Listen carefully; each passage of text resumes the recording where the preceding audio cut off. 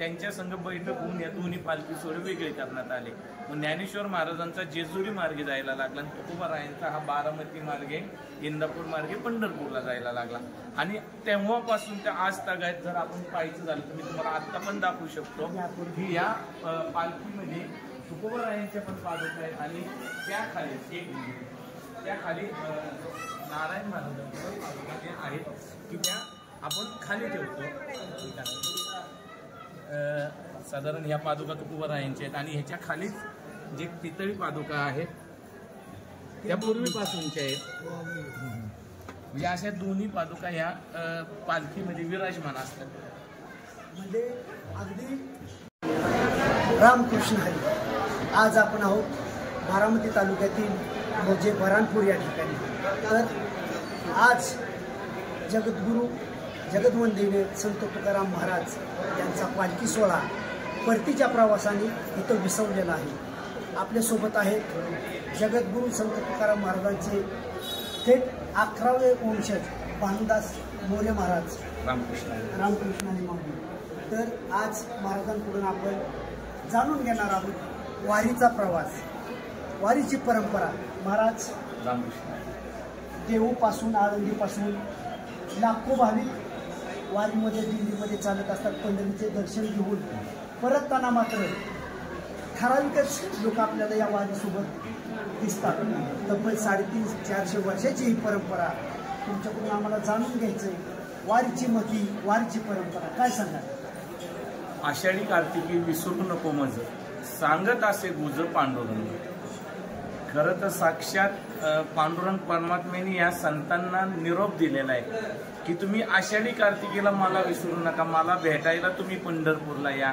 आणि पांडुरंग परमात्मा त्या चंद्रभागेच्या तीरावरती विटेवरती उभा राहून आपल्या सर्व वारकऱ्यांची वाट पाहत आहेत. त्याप्रमाणे आज जगद्गुरू श्री संत तुकाराम महाराजांचा पालखी सोहळा असो, ज्ञानेश्वर महाराजांचा पालखी सोहळा असो किंवा इतर सकल संतांचे पालखी सोहळे हे आषाढीला एक 15 ते 20 दिवसापूर्वी आम्ही पंढरपूरला गेलतो. आषाढी एकादशीला पंढरपूरमध्ये आम्ही नगर प्रदक्षिणा करून गुरुपौर्णिमेला गोपाळपुरातील काला करून आम्ही परतीचा प्रवास चालू केला.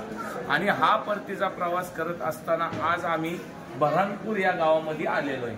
तर आपण विचार करायचा झाला तर सर्वसामान्य लोकांना हा प्रश्न पडतोच की ज्यावेळेस पालखी पंढरपूरला जाते त्यावेळेस लाखोचा समाज हा संतांबरोबर असतो. आणि येताना जर आपण पाहिलं तर ठराविक टाळकरी, पकवाजे, पताका आणि विणेकरी हे असतात. तर आपण जर पाहायचं झालं की प्रत्येक दिंडी प्रमुख हा विणेकरी असतो.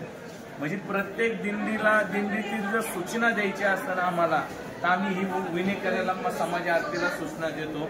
म्हणजे त्या दिंडीचा मूळ गाभा हा विणेकरी आणि विणेकऱ्यानंतर टाळकरी, पकवाजे, पताकावाले, हांडा तुळसवाल्या महिला आहेत. हे असं हे क्रम दिंडीचा ठरलेला आहे. पण ज्यावेळेस आपण पंढरपूरला जात असतो त्यावेळेस सर्व लोक जात असतात. पूर्वीपासून किंवा आत्ता सुद्धा की आपण ज्यावेळेस देहू ते पंढरपूर जायला लागलो तर साधारण 21 दिवस 20 दिवस हा प्रवास होतो. या प्रवासामध्ये सर्वजण जातात. पण ज्यावेळेस आषाढी एकादशी होती, बारस सोडून बऱ्यापैकी लोक हे आपापल्या वाहनाने किंवा बसने देहूला आपल्या जन्म ठिकाणी जातात. पण त्याच्या पाठीमागचं कारण तसं म्हणजे आपण पाहायचं की प्रत्येकाच्या पाठीमागचे व्याप असतील, घरचे प्रपंच असेल, कोणाचे काय असेल त्याच्यामुळं. पण दिंडीचा मूळ गाभा जो विणेकरी हा पादुकांबरोबर म्हणजे आपल्या देवांबरोबरच तो परत जन्मच ठिकाणी देहूला येतो. आणि देहूला येऊन महाराजांच्या पादुका विसावल्या की त्यानंतर एकादशी दिवशी आम्ही देहूला 21 तारखेला पोहोचलो. महाराजांच्या पादुका विसावल्या, बारस सोडून सर्व विणेकरी परत आपापल्या घरी जातात. आणि ही पूर्वीपासून चालत आलेली परंपरा आहे.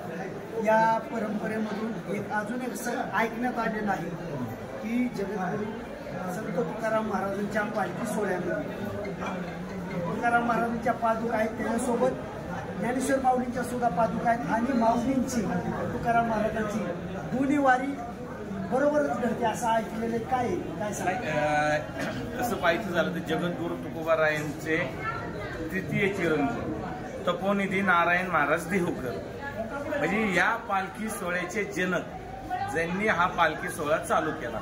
म्हणजे आता मी थोडक्यात माहिती देतो की 1685 साली हा पालखी सोहळा चालू झाला. म्हणजे आज आपल्या पालखी सोहळ्यात 340 वर्ष होते. आणि त्यावेळेस ज्यावेळेस नारायण महाराजांनी पालखी सोहळा चालू केला तेव्हा देहूतून तुकोबारायांच्या पादुका घ्यायच्या, आळंदीमध्ये जायचं आणि आळंदी म्हणून माऊलींच्या पादुका घ्यायच्या आणि नवमीला तिथून प्रस्थान करायचं आणि पंढरपूरला जायचं. म्हणजे हा जो की ही परंपरा ही तेव्हा नारायण महाराजांनी चालू केली. त्यानंतर 147 वर्ष हे दोन्ही पालखी सोहळे एकत्र हे पंढरपूरला जात होते आणि साधारण 1831 ते 32 मध्ये हे दोन्ही पालखी सोहळे विभक्त करण्यात आले. मग त्यामधील त्यावेळेच्या जे काही पूर्वज आहेत आमचे जे वंशज आहेत त्यांनी आणि दिंडी सोहळ्यातील जे काही पालखी सोहळ्यातील जी लोक होते त्यांच्या संघ बैठक होऊन या दोन्ही पालखी सोहळे वेगळे करण्यात आले. मग ज्ञानेश्वर महाराजांचा जेजुरी मार्गे जायला लागला आणि तुकोबारायांचा हा बारामती मार्गे इंदापूर मार्गे पंढरपूरला जायला लागला. आणि तेव्हापासून त्या आज तागायत जर आपण पाहायचं झालं तर मी तुम्हाला आत्ता पण दाखवू शकतो की या पालखीमध्ये तुकोबारायांच्या पण पादुका आहेत आणि त्याखाली नारायण महाराजांच्या पादुका जे आहेत की त्या आपण खाली ठेवतो. साधारण ह्या पादुका तुकोबारायांच्या आहेत आणि ह्याच्या खालीच जे पितळी पादुका आहेत त्या पूर्वीपासूनच्या आहेत. म्हणजे अशा दोन्ही पादुका ह्या पालखीमध्ये विराजमान असतात. म्हणजे अगदी लोकांनी दर्शन घेतलं तर तुकोबाराय आणि माऊलींचं दोघांचं दर्शन आपल्याला पालखी सोहळ्यामध्ये बघायला मिळतं. आणि म्हणजे ज्या वेळेसपासून हा पालखी सोहळा विभक्त झाला तरी या पादुका आमच्या पूर्वजांपासून दोन्ही पादुका या पालखीमध्ये जातात. आणि आपल्या समाज आरती असते, समाज आरतीमध्ये सुद्धा पहिली ज्ञानेश्वर महाराजांची आरती होती आणि त्यानंतर तुकोबारायांची आरती होती आणि हा पालखी सोहळा मार्गक्रमण करत असतो. पंढरपूरला जात असताना पालखीचे किलोमीटरचे अंतरचे टप्पे कमी आहे, येताना मात्र फार मोठमोठे टप्पे. हो, म्हणजे आपण जाताना जर पाहायचं झालं तर 21 दिवसाचा प्रवास होतो. शीत कमी जास्त झाली तर 19 दिवसाचा सुद्धा प्रवास होतो. पण येताना हा 10 दिवसाचा प्रवास आहे. साधारण आम्ही देहू पंढरपुरातून पहिला मुक्काम हा वाखरीत होतो. तो साधारण 7-8 किलोमीटरचा प्रवास आहे पहिल्या दिवस आणि दुसऱ्या दिवसाचा जो प्रवास तो साधारण 42 ते 40 किलोमीटरचा आहे जो वाखरीमधून म्हाळुंगमध्ये जातो. आणि दुसऱ्या दिवसाचा त्याच्या तिसऱ्या दिवसाचा म्हाळुंगमधून वडापुरीला. म्हणजे आम्ही पूर्वीपासून जी थीत आहे की आपण पौर्णिमेला गुरुपौर्णिमेला जर पंढरपूरमधून निघलो तर एकादशीला पालखी ही देहूमध्ये पोचली पाहिजे. मग यामधला जो अंतर आहे हे 10 दिवसाचं आहे. तर त्यासाठी हे जातानाच आम्ही एक मुक्काम कट करत कुठं 40 किलोमीटर, कुठं 45, कुठं 38, 30 ह्या किलोमीटर प्रमाणे आम्ही देहूला जातो. तुम्ही आपल्याला एकादशीला हे देहूला पोचलंच पाहिजे.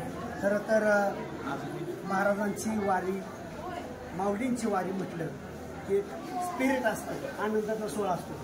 ऊन वारा पाऊस याची तमा न बाळगता समस्त वारकरी परिवार पांडुरंगाचे दर्शन मोठ्या भक्तिभावाने जात असतो. तेवढ्याच तडफेने तुम्ही त्यांच्यासोबत चालत असता. असं बघितलं तर तुम्ही रथातून प्रवास करू शकता सलग, पण जाताना येताना पण आम्ही बघितलं की तुम्ही चालतच आहे, वारकऱ्यांसोबत चालतात. ही एक फार मोठी गोष्ट आहे.